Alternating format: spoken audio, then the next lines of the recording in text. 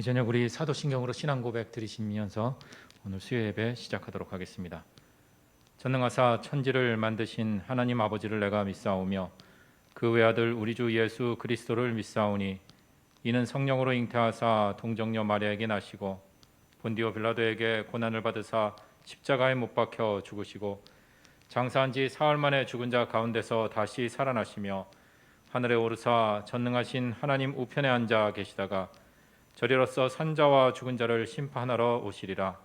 성령을 믿사오며 거룩한 공회와 성도가 서로 교통하는 것과 죄를 사하여 주시는 것과 몸이 다시 사는 것과 영원히 사는 것을 믿사옵나이다. 아멘. 이 시간 우리 찬송하실 때 찬송가 310장 우리 이 시간 함께 찬송으로 고백하시겠습니다. 찬송가 310장입니다.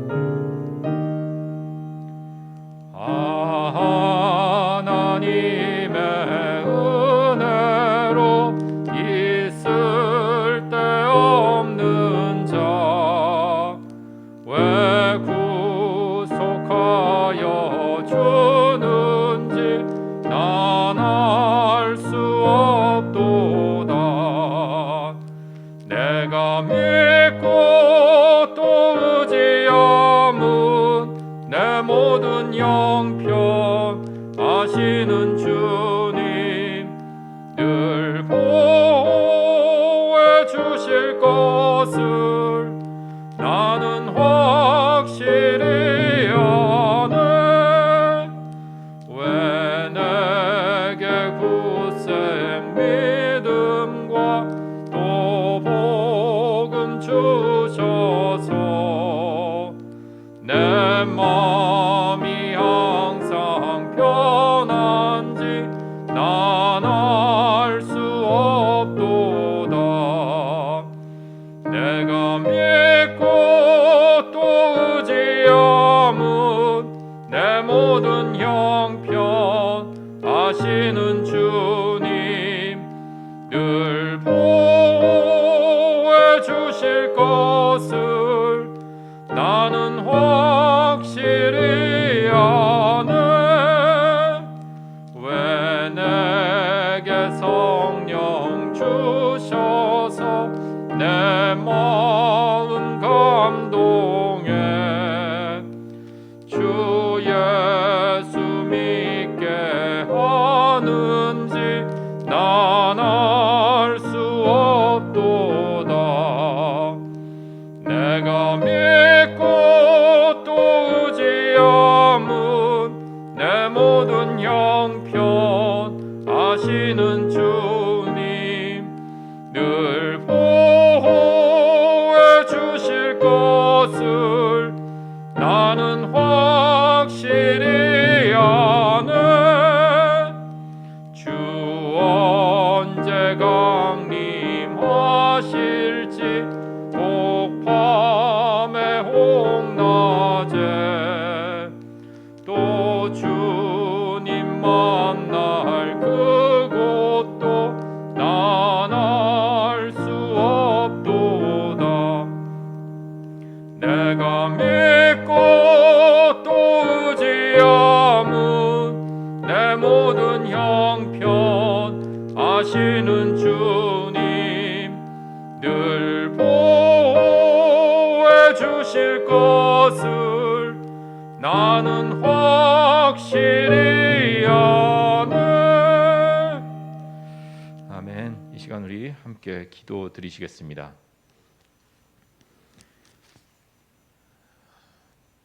주님, 이 저녁 주님을 향해 우리가 기도할 수 있음에 감사드립니다.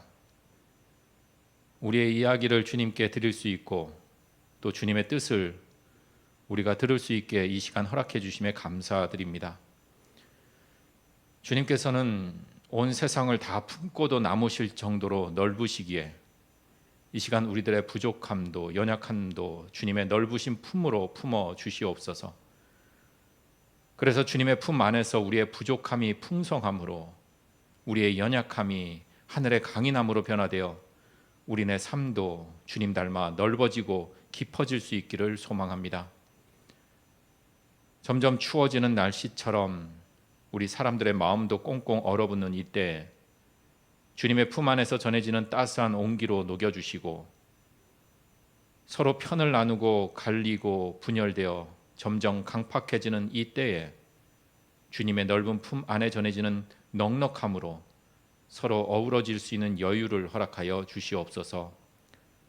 주님의 품 안에서 전해지는 참된 평안과 위로를 맛보게 하시고, 크신 주님의 능력을 깨달아 알게 하시며 주님의 참된 진리를 우리가 깨닫게 하시옵소서. 우리가 경험하고 눈에 보이고 세상이 주입시켜 놓은 모든 것들이 전부가 아니라 바로 주님의 품 안에 참된 진리요, 우리가 살아가야 할 참된 세상이 있다라는 그 사실을 기억하며 우리 속에 있는 그 진짜 세상을 보지 못하게 하는 어둠을 이 시간 주님의 귀한 말씀으로 걷어내는 이 저녁이 되기를 기도드리며 우리 주 예수 그리스도 이름으로 기도드립니다. 아멘.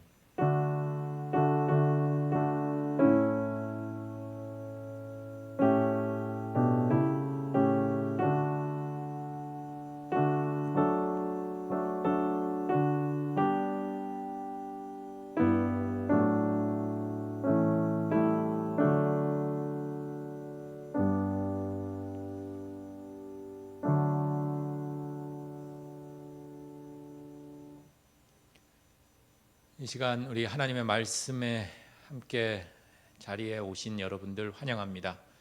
여러분들이 있는 공간과 또 장소가 어떠든지 간에 우리가 하나님의 말씀의 자리에 있음을 믿습니다. 세상에는 있어야 할 곳에 있어야 참 자연스럽지 않나라는 생각을 하게 됩니다.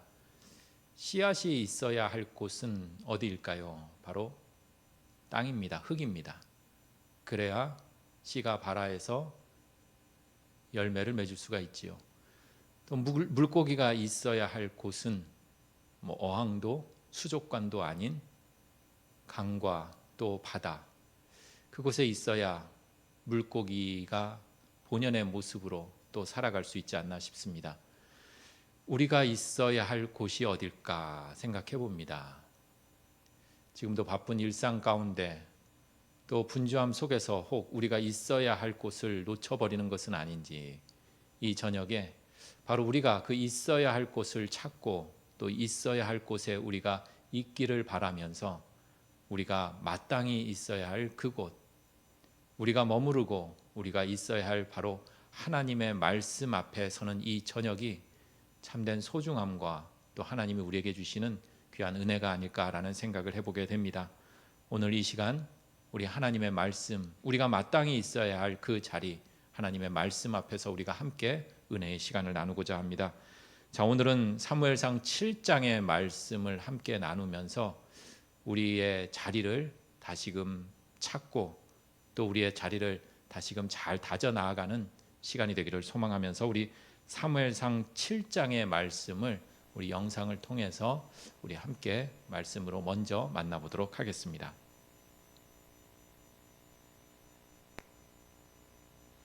제7장.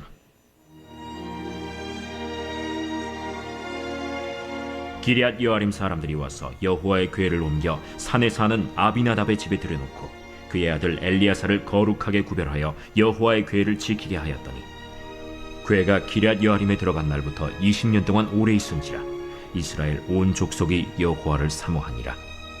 사무엘이 이스라엘 온 족속에게 말하여 이르되, 만일 너희가 전심으로 여호와께 돌아오려거든 이방 신들과 아스타롯을 너희 중에서 제거하고 너희 마음을 여호와께로 향하여 그만을 섬기라. 그리하면 너희를 블레셋 사람의 손에서 건져내시리라. 이에 이스라엘 자손이 바알들과 아스타롯을 제거하고 여호와만 섬기니라. 사무엘이 이르되, 온 이스라엘은 미스바로 모이라. 내가 너희를 위하여 여호와께 기도하리라. 그들이 미스바에 모여 물을 길어 여호와 앞에 붓고 그날 종일 금식하고 거기에서 이르되, 우리가 여호와께 범죄하였나이다 하니라. 사무엘이 미스바에서 이스라엘 자손을 다스리니라. 이스라엘 자손이 미스바에 모였다 함을 블레셋 사람들이 듣고 그들의 방백들이 이스라엘을 치러 올라온지라. 이스라엘 자손들이 듣고 블레셋 사람들을 두려워하여 이스라엘 자손이 사무엘에게 이르되 당신은 우리를 위하여 우리 하나님 여호와께 쉬지 말고 부르짖어 우리를 블레셋 사람들의 손에서 구원하시게 하소서. 하니 사무엘이 젖 먹는 어린 양 하나를 가져다가 온전한 번제를 여호와께 드리고 이스라엘을 위하여 여호와께 부르짖음에 여호와께서 응답하셨더라. 사무엘이 번제를 드릴 때 블레셋 사람이 이스라엘과 싸우려고 가까이 오매 그날에 여호와께서 블레셋 사람에게 큰 우레를 발하여 그들을 어지럽게 하시니 그들이 이스라엘 앞에 패한지라. 이스라엘 사람들이 미스바에서 나가서 블레셋 사람들을 추격하여 벳갈 아래에 이르기까지 쳤더라. 사무엘이 돌을 취하여 미스바와 센 사이에 세워 이르되 여호와께서 여기까지 우리를 도우셨다. 하고 그 이름을 에베네셀이라 하니라. 이에 블레셋 사람들이 굴복하여 다시는 이스라엘 지역 안에 들어오지 못하였으며 여호와의 손이 사무엘이 사는 날 동안에 블레셋 사람을 막으심에 블레셋 사람들이 이스라엘에게서 빼앗았던 성읍이 에그론부터 가드까지 이스라엘에게 회복되니 이스라엘이 그 사방 지역을 블레셋 사람들의 손에서 도로 찾았고 또 이스라엘과 아모리 사람 사이에 평화가 있었더라. 사무엘이 사는 날 동안에 이스라엘을 다스렸으되 해마다 베델과 길갈과 미스바로 순회하여 그 모든 곳에서 이스라엘을 다스렸고 라마로 돌아왔으니 이는 거기에 자기 집이 있음이니라. 거기서도 이스라엘을 다스렸으며 또 거기에 여호와를 위하여 제단을 쌓았더라.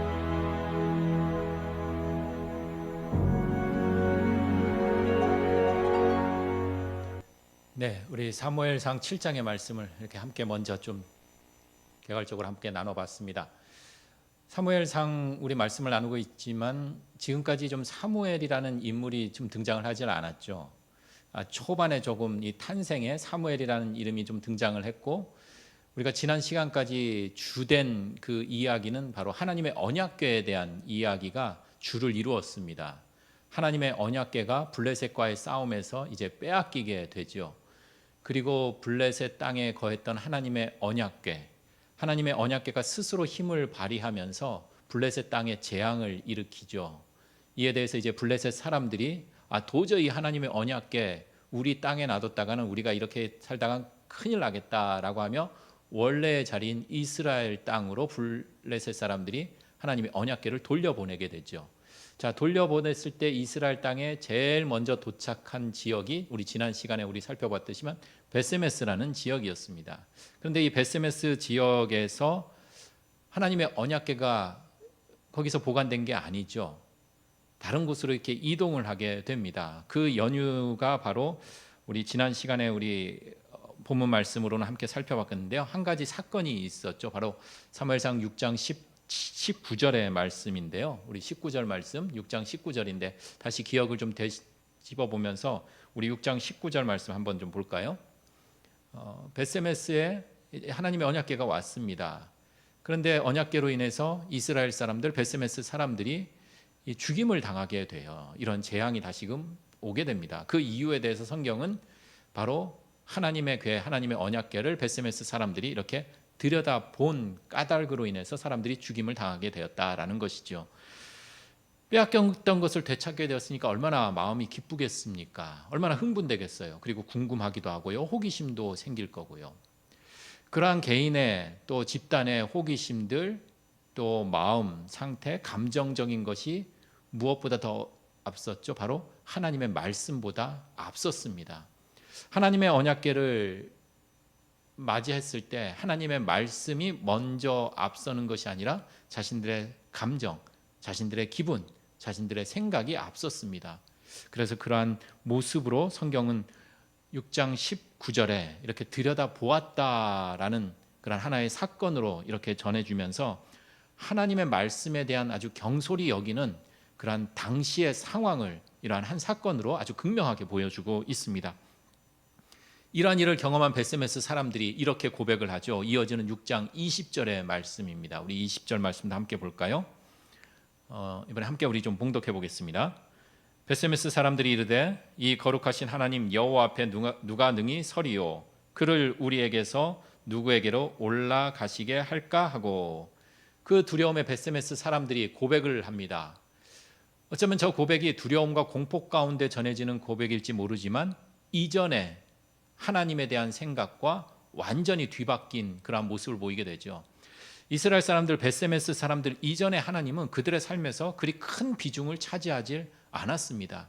그러니 자신들의 감정, 호기심, 어떻게 됐을까 궁금함, 이러한 것이 하나님의 말씀보다 먼저 앞섰죠. 하나님이라는 그 존재가 어쩌면 그들의 삶에 큰 비중을 차지하지 않았는지 모릅니다. 그런데 막상 눈앞에서 하나님의 능력을 지금 경험하였습니다.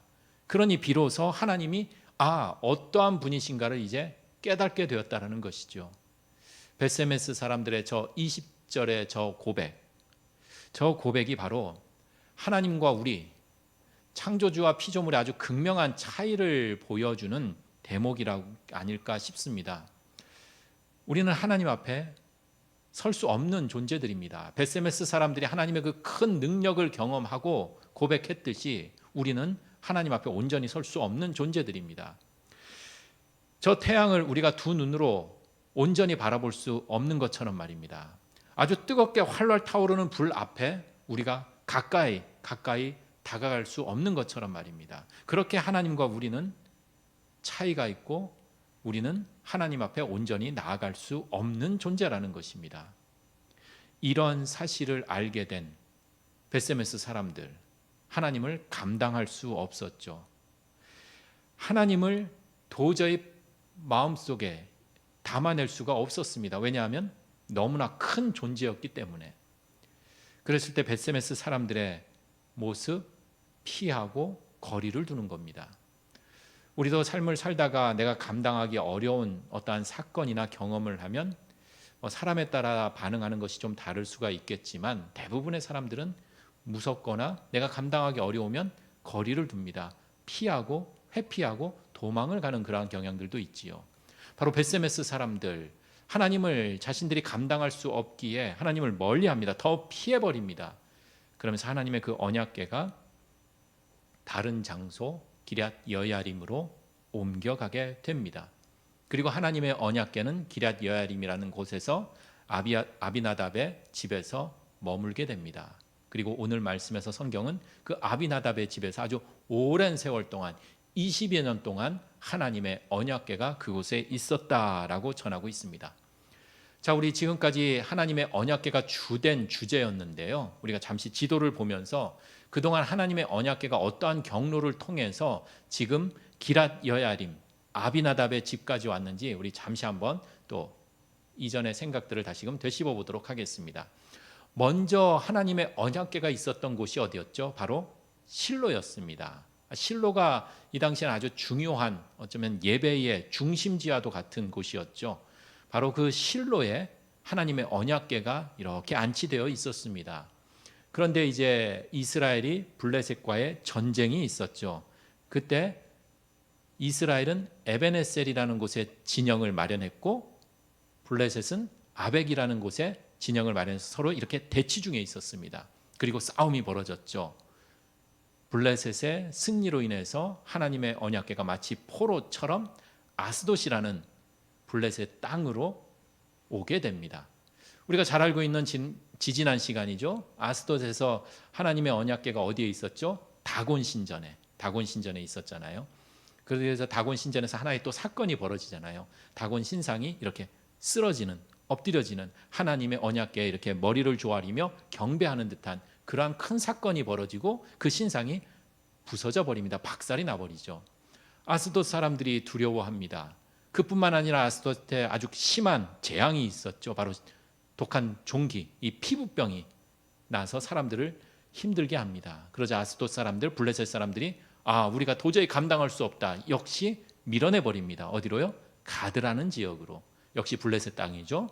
그곳에서도 똑같이 더 심한 피부병으로 많은 사람들이 힘들어하죠. 그러자 이제 가드 사람들이 우리도 이거는 도저히 감당 안 된다. 그러며 또 블레셋 땅인 에그론으로 보냅니다. 에그론 사람들도 그동안 들은 이야기가 있잖아요. 봤잖아요. 우리도 이거는 도저히 감당할 수 없다. 왜 우리 땅에 이 험한 재앙을 불러 일으키느냐? 우리도 못한다라고 하면서 막아버립니다. 그러자 결국 이제 지난 시간에 살펴본 것처럼 하나님의 언약궤가 이제 이스라엘 땅 벳세메스로 다시금 돌아오게 되지요. 그리고 오늘 말씀에 이어지듯이 벳세메스에서도 도저히 받아들일 수가 없었죠. 사람들이 죽임을 당합니다.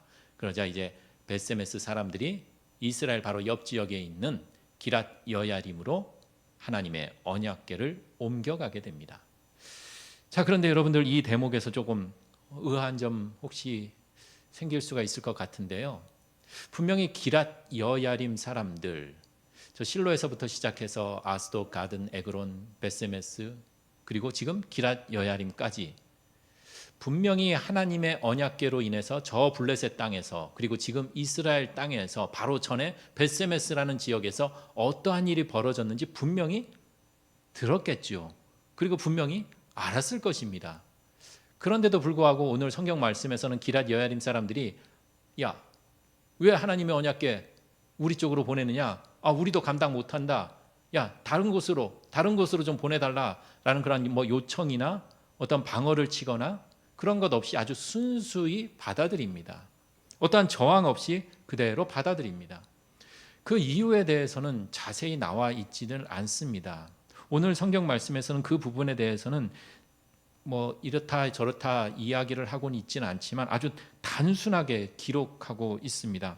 우리 7장 오늘 1절의 말씀 이제 만나보도록 하겠습니다. 7장 1절입니다. 우리 함께 봉독합니다. 기랏 여야림 사람들이 와서 여호와의 궤를 옮겨 산에 사는 아비나답의 집에 들여놓고 그의 아들 엘리야사를 거룩하게 구별하여 여호와의 궤를 지키게 하였더니. 7장 1절의 말씀에서 어디에서도 기랏 여야림 사람들이 하나님의 언약궤에 대해서 불편한 감정이나 어떤 저항을 하거나 하나님의 언약궤를 다른 곳으로 옮겨가려고 하는 어떤 시도도 보이질 않습니다. 그대로 받아들이는 모습을 전하고 있습니다. 과연 기랏 여야림 사람들의 무엇이 또 어떠한 모습이 저 하나님의 언약궤를 받아들이게 하였을까? 저 7절 말씀에 저 부분만 우리가 함께 살펴보면 이러한 구절이 눈에 띕니다. 바로 그의 아들 아비나답의 아들이죠. 아비나답의 아들 엘리야사를 어떻게 해요? 거룩하게 구별하였다라는 말씀이 눈에 들어옵니다. 거룩하게 구별하였다. 하나님의 임재하심이 재앙이나 화가 아니라 복과 또 행복으로 하나님의 임재하심이 우리에게 참된 축복으로 이어지기 위한 그 어떤 실마리, 그 단초가 바로 엘리야사를 거룩하게 구별하였다라는 저 말씀 속에 있지 않나라는 생각을 해보게 됩니다. 거룩히 구별되어 있기에 하나님의 임재하심으로 인해서 그 땅에는 재앙이 멈추고 평안이 임할 수 있었다라는 것입니다. 2절 말씀 보실까요? 2절 말씀, 그 궤가 하나님의 언약궤로 인해서 기랏 여야림 사람들이 어떠한 일들이 벌어졌는지 2절 말씀은 이렇게 증언하고 있습니다. 궤가 기랏 여야림에 들어간 날부터 20년 동안 오래 있은지라. 20년 동안 아무 일이 없었다라는 거죠. 그리고 더불어 뒤이어 이스라엘 온 족속이 여호와를 사모하니라 라고 이렇게 전하고 있습니다. 이전의 지역들과는 완전히 다른 모습을 보이고 있어요. 그것은 어쩌면 거룩하게 구별된 모습. 우리 신앙인들은 우리는 하나님의 백성이요 하나님의 자녀로 세상 안에 살아가고 있지만 우리는 하나님의 백성, 하나님의 자녀로서 거룩하게 구별된 삶을 살아갈 줄 알 때 세상의 가르침과 세상의 소리에 현혹되고 또 뒤범벅이 돼서 마치 짬뽕처럼 뒤섞여 살아가는 그러한 존재가 아니라 분명 우리는 하나님의 자녀로 백성으로서 거룩하게 구별되어 살아갈 줄 알 때 바로 우리 속에 하나님의 임재하심은 재앙이 아닌 참된 평안 가운데 머물 수 있다라는 그 마음을 담아봅니다.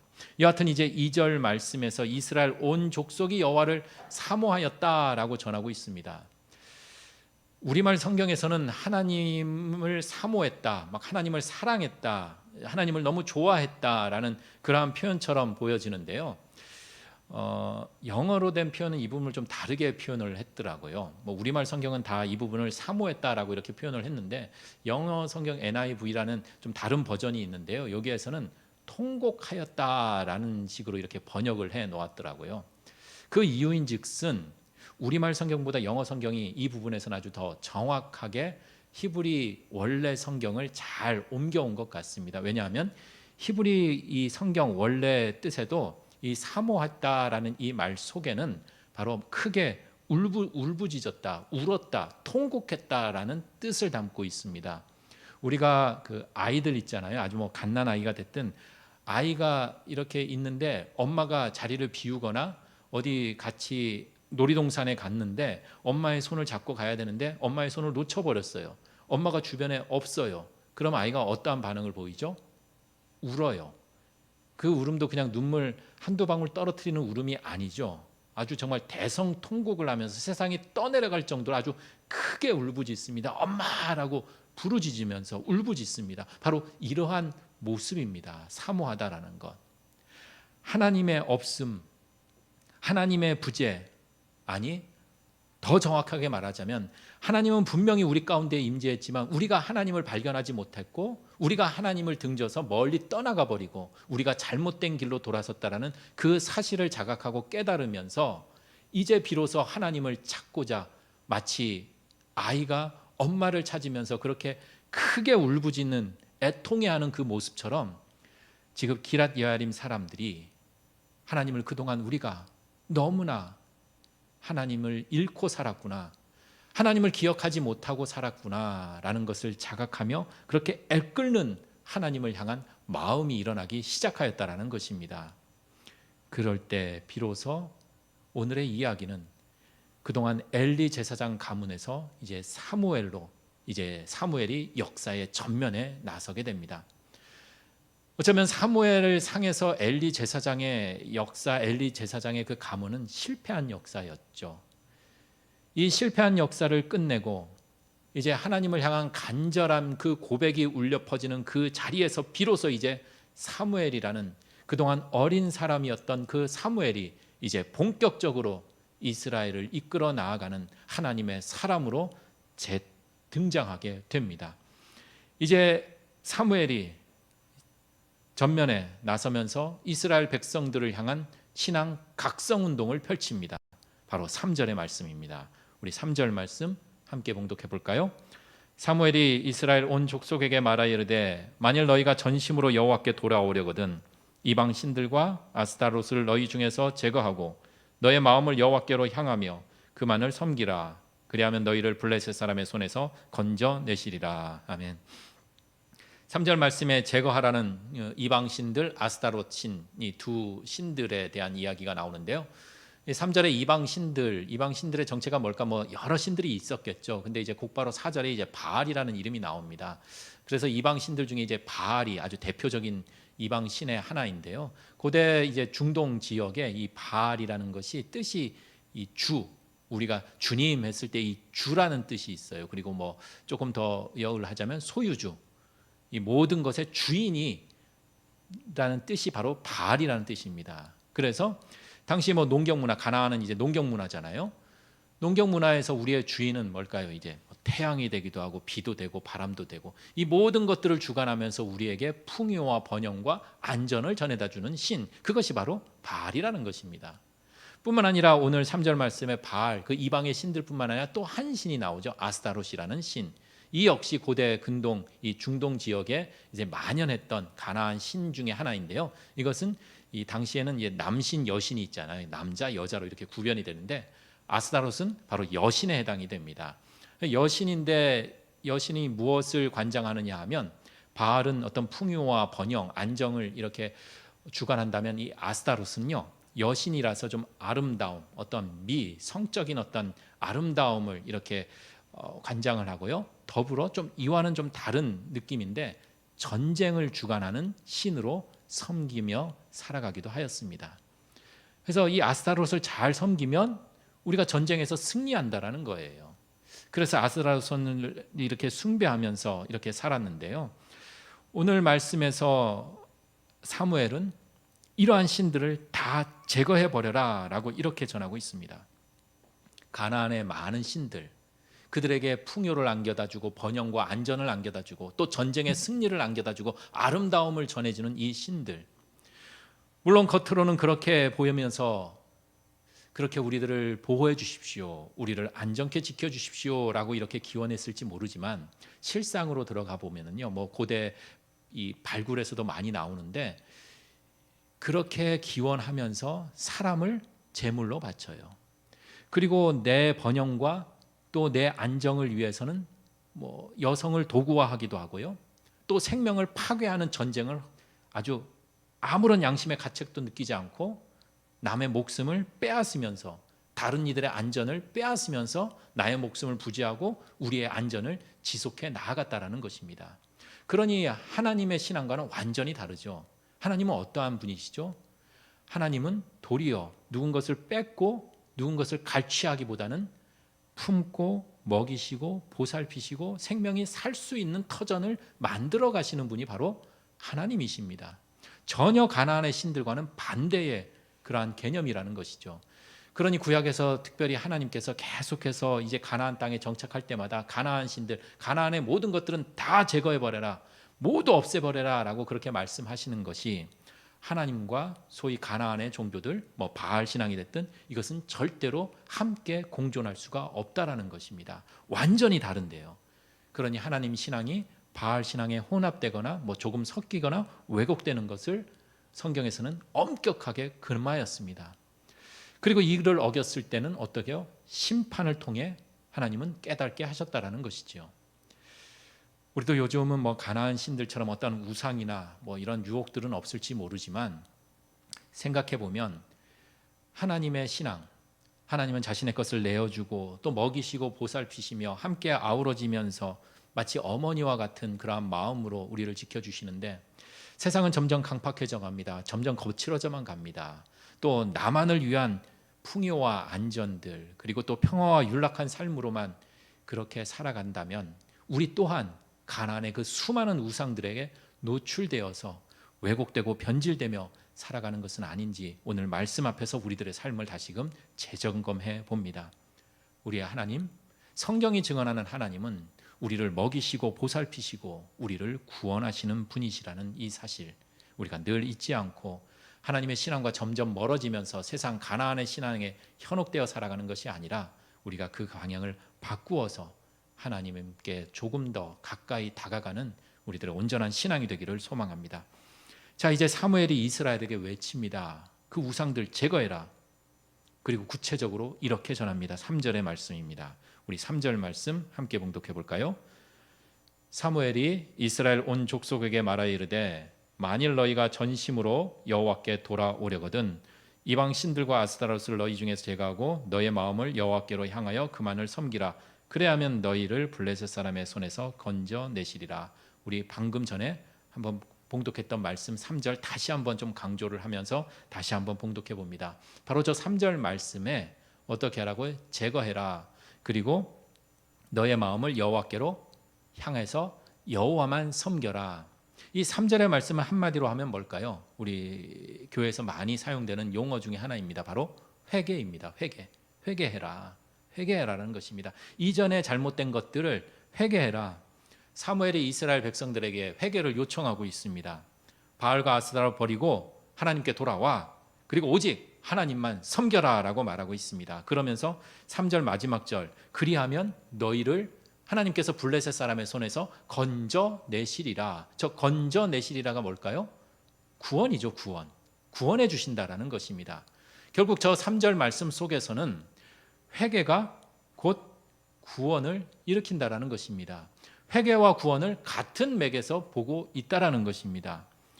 흔히 우리가 회개를 생각하면 뭐 가톨릭에서 하는 뭐 고해성사, 아이들이 학교에서 잘못했을 때 하는 뭐 반성문, 그리고 우리가 기도하면서 통곡하면서 하나님 정말 잘못했습니다. 제가 잘못 살았습니다 하면서 정말 눈물을 흘리며 가슴을 치며 애곡하며 드리는 그러한 회개의 기도, 뭐 이러한 것들을 생각할 수 있을지 모르지만 바울도 회심에 대해서 이야기를 하듯이 아주 돌이키라는 것입니다. 돌이키는 것, 완전히 가던 방향을 획 돌이키는 것. 지금까지 이스라엘 백성들이 바알과 아스타롯을 향하여 가는 그 길이었다라면 이제는 그 길을 완전히 벗어나서 돌아오라, 하나님의 길로 방향을 틀라라는 것입니다. 어쩌면 저 회개라는 것은 우리에게만 적용되는 것이 아니라 바로 하나님에게도 적용된다라는 것입니다. 자, 우리가 바알과 아스타롯을 향해 가고 있어요. 하나님은 우리의 등 뒤에 있습니다. 그런데 우리가 가던 그 길을 돌이켜서 하나님이 있는 쪽으로 가다 보면 하나님 또한 심판에서 우리를 심판하려고 했던 그 심판에서 하나님의 마음을 돌이켜서 우리를 건져내신다라는 것입니다. 여기서 우리가 회개에 대해서 조금만 더 한번 좀 생각해 보겠습니다. 우리가 이렇게 보통 보면 참 고집이 좀 센 것 같아요. 우리가 이렇게 길을 갑니다. 그러다가 삶에 이런 장애물들을 만나게 돼요. 뭐 여러 가지 장애물들이 있잖아요. 그럼 우리가 삶을 이렇게 가다가 인생이란 길을 이렇게 가다가 장애물을 만나면 우리 믿는 사람들은 어떻게 하죠? 그 장애물을 앞에서 털썩 주저앉습니다. 일이 잘 풀리지 않는 장애물이 있으면 먼저 털썩 주저앉죠. 그래서 우리는 뭘 하려? 기도해요. 기도하면서 우리는 이렇게 생각합니다. 이렇게 회개를 합니다. 내가 그동안 신앙생활 제대로 못해서 내 일이 이렇게 잘 안 풀리는 거구나. 내 삶에 이러한 장애물이 있는 거구나. 내가 좀 신앙생활 더 열심히 할 걸. 하나님 잘못했습니다. 이제 앞으로 신앙생활 열심히 하겠습니다. 그러니 내 앞에 있는 저 장애물 좀 없애주십시오. 그리고 좀 일 꼬였던 거 좀 풀리게 좀 해주십시오. 라고 이렇게 간절히 원하고 바랍니다. 그러다가 장애물이 없어지기를 바라죠. 그런데 여기서 간과해서는 안 되는 아주 중요한 한 가지 사실이 있습니다. 이 회개라는 이 모습을 우리가 좀 더 묵상해 보면서요. 우리의 인생의 길에서 문제는 장애물이 있고 없고 장애물이 제거되고 안 되고의 문제가 아니라 내가 가는 길이 올바른 길인지 아닌지를 점검해야 한다는 것입니다. 내가 가는 길이 올바르질 않아요. 그런데 고집하면서 갑니다. 하나님의 길이 아닌, 하나님을 향하는 길이 아니라 우리는 바알과 아스타롯이라는 세상의 풍요와 번영 또는 전쟁의 신과도 같은 힘의 신을 향해 우리는 걸어갑니다. 그 길이 올바른 길인 줄 알며 착각하며 걸어갑니다.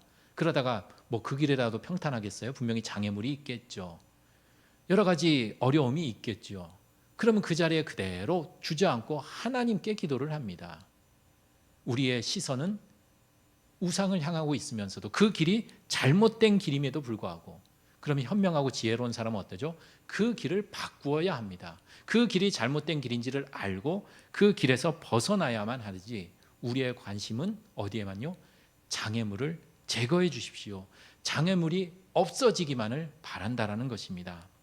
회개는 가는 길을 완전히 뒤바꿔버리는 것입니다. 돌이키는 것입니다.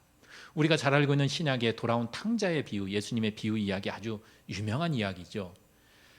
아버지 집을 떠난 그 둘째 아들, 재산 다 탕진했습니다. 타향에서 먹을 것도 입을 것도 거처할 곳도 돌봐줄 곳도 없는 삶의 장애물을 만났습니다.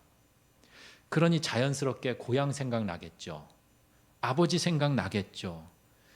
그러면 내가 정말 잘못했구나.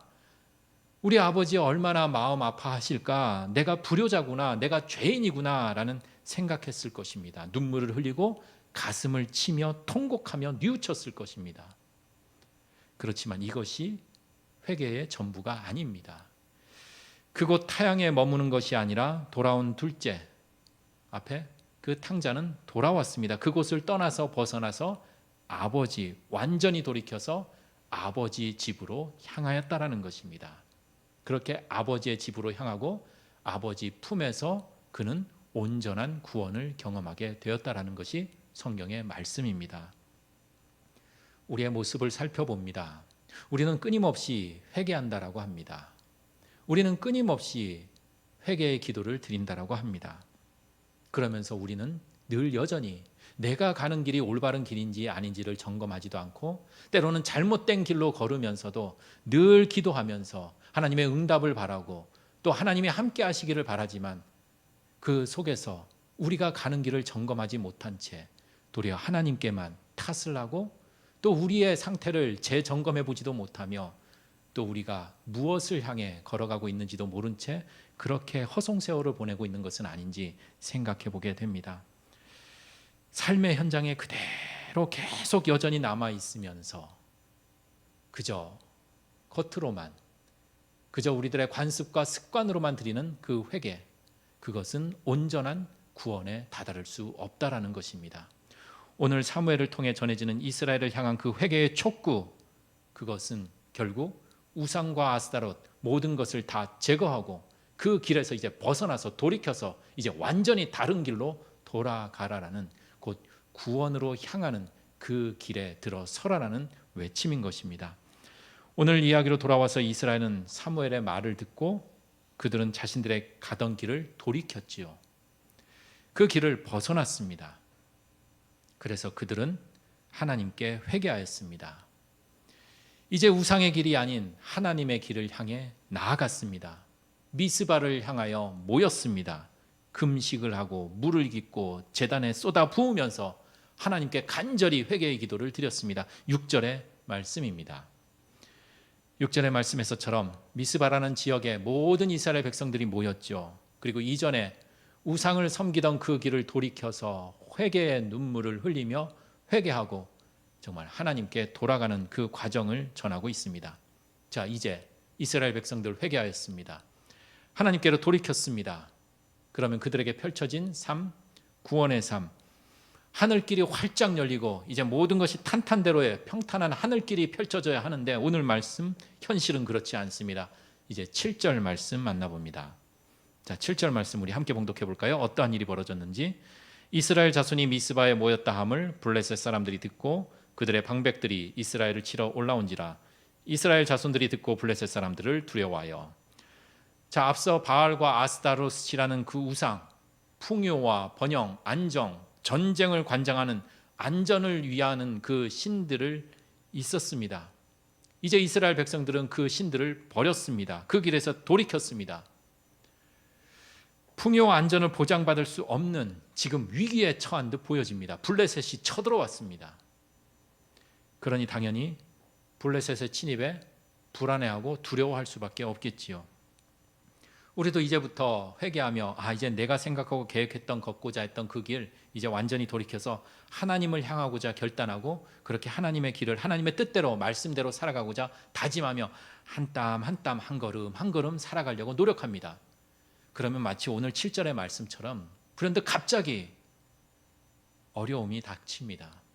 그럼 좀 우왕좌왕 흔들리기도 하겠지요. 오늘 말씀처럼 블레셋 사람들을 두려워하기도 합니다. 세상의 그 강한 역풍에 두려워하기도 합니다. 그렇지만 오늘 말씀은 이런 현실 속에서 끝까지 나아가야 하는 바를 무엇인지를 우리에게 전하고 있습니다. 이스라엘 백성들 물론 마음에 불안과 염려가 있어서 두려워했습니다. 그 두려운 마음을 어디로 향했는지 오늘 말씀 속에서는 사무엘을 통해 하나님께 기도하기를 간구하였습니다. 바로 그때 하나님의 구원함이 일어났습니다. 전쟁을 하기 위해 무기를 챙기고 무장을 하고 온 그 블레셋 사람들, 기도를 하고 예배를 드리기 위해 비무장한 이스라엘을 공격했지만 블레셋은 이스라엘을 이길 수가 없었습니다. 오히려 블레셋은 패하고 쫓겨나게 됩니다. 이스라엘의 안전, 번영과 풍요를 일삼고 또 전쟁을 주관했던 바알과 아스타롯, 그 신들의 강력한 무기나 군사력이 아니라 하나님의 구원, 보안 가운데 이루어졌다라는 그 사실을 오늘 말씀은 분명히 전하고 있습니다. 그리고 사무엘이 이 모든 일들이 벌어지는 그 과정을 목도하고 사무엘은 이렇게 고백합니다. 12절의 말씀 우리 마지막으로 함께 봉독해 봅니다. 사무엘이 돌을 취하여 미스바와 센 사이에 세워 이르되 여호와께서 여기까지 우리를 도우셨다 하고 그 이름을 에벤에셀이라 하니라. 바로 이곳을 에벤에셀이라라고 이렇게 사무엘이 전하고 있습니다.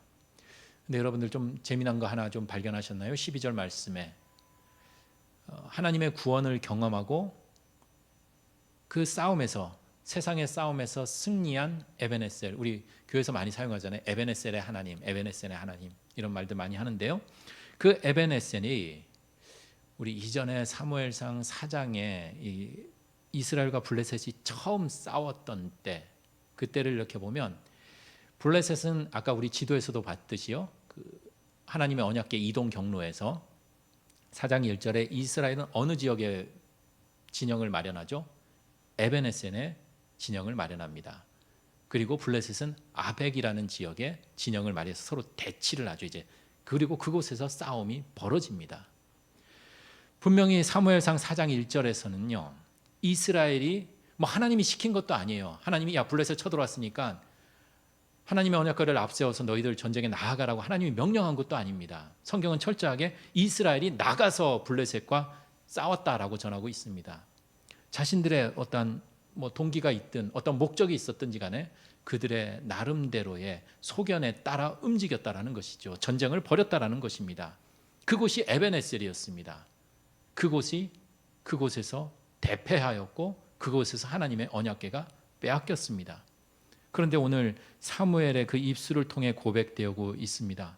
하나님을 떠나서 자신의 힘으로 싸우려다가, 아니 어쩌면 아스타롯이라는 그 전쟁의 신의 힘을 의지하고 싸우려다가 패배한 그곳에서 이제 이스라엘 사람들 무기를 다 내려놓고 그 우상을 다 제거하고 회개하며 돌이켰던, 기도하는 가운데 하나님의 구원을 경험했던 그 곳, 하나님이 보호하시고 하나님이 인도하신 그 곳을 바로 에베네셀이라고 다시금 재탄생시키며 고백하고 있다라는 것입니다. 언약궤를 빼앗겼던 그곳이 도리어 어떤 때는 언약궤를 빼앗기는 장소가 되었지만 또 어떤 때는 그곳에서 하나님의 승리를 만끽하고 하나님의 그 복을 누리는 장소가 되었다라는 것입니다. 오늘 말씀을 정리해 봅니다. 하나님을 떠나고 자신들의 길을 고집하며 걷던 그 길은 패배한 에벤에셀이었습니다.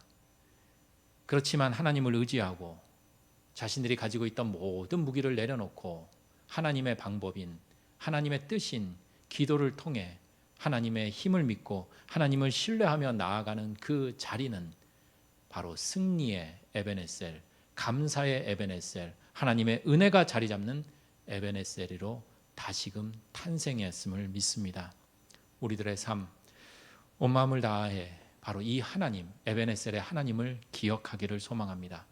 우리를 구원하고 매 순간순간 우리의 생명을 이끌어 가시는 그 하나님을 우리의 삶 가운데 매 순간마다 만나시기를 소망합니다. 그래서 지금 우리가 여기에 이르기까지 우리 주님께서 도우셨다라는, 주님의 은혜 가운데 우리가 함께 거한다라는 이 에베네셀의 은혜가, 그리고 이 감사가 우리들의 삶 가운데 충만하기를 간절히 기도드립니다. 이 시간 찬송가 421장 함께 찬송 드리시겠습니다.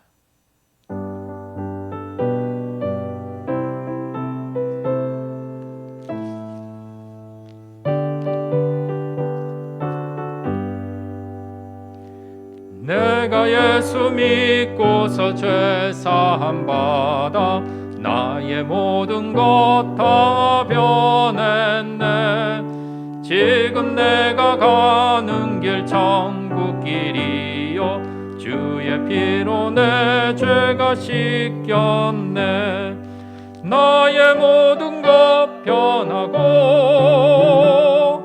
그 피로 구속 받았네.